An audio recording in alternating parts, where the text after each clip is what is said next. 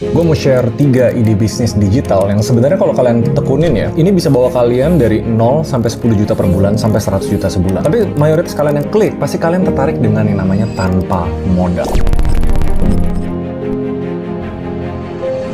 Sebenarnya di beberapa tahun yang lalu, gue sering bikin video ide bisnis atau freelance tanpa modal. Tapi kebanyakan orang mikir tanpa modal itu artinya gampang. Kita lurusin dulu ya, peluang apapun itu sebenarnya nggak mungkin tanpa modal. Modal minimal yang kalian harus lakuin itu effort. Tapi dibanding semua model bisnis atau ide-ide bisnis, ada beberapa yang biasanya selalu ikutin tren. Yang bisa ngasilin kalian income paling tinggi dengan modal uang paling kecil. Dan mayoritas kalian yang nonton video ini, minimal kalian punya modal HP. Nah, disclaimer, tiap dari ide ini tuh gue kasih step by stepnya juga. Walaupun nggak sampai teknisnya kalian pakai tools apa, di website apa, scriptnya kayak gimana, tapi harusnya ini framework cukup untuk kalian ngedalamin sampai minimal 10 juta per bulan. Kenapa tahun ini gue fokusnya ke bisnis digital? Gue jelasin konteksnya dulu ya. Ini bahkan dari OJK sendiri bilang, ekonomi digital Indonesia bakal tumbuh ke 4.500 triliun. Itu di 2030. Jadi sebenarnya emang banyak banget kerjaan yang sebelumnya manual dari sektor jasa atau sektor produk itu bakal bergeser ke ranah digital. Dan salah satu yang paling signifikan kalau kalian belum belajar AI, kalian harus pelajarin dulu. Menurut World Economic Forum, AI bakal ngegantiin 92 juta pekerjaan. Tapi ngehasilin 170 juta pekerjaan baru sampai 2025. Dan ini relate sama ide bisnis yang bakal gue share nanti. Kenapa ini signifikan banget? Karena dulu kerjaan-kerjaan yang bisa ngasilin puluhan juta sebulan itu biasa ada namanya barrier of entry. Untuk kalian pelajarin skillnya sampai bisa nge-service kerjaan itu butuh berbulan-bulan. Apa yang AI lakuin adalah nurunin barrier of entry untuk mayoritas kerjaan digital. Contoh biasanya bikin website harus belajar coding 3 bulan. Sekarang ada yang namanya vibe coding atau bikin website cuma pakai prompt dan bener-bener nggak pakai kode sama sekali. Kenapa konteks ini penting? Karena di luar dari 3 ide bisnis ini sebenarnya banyak banget yang kalian bisa lakuin. Pertanyaannya, otaknya nyala nggak untuk nyari opportunity itu?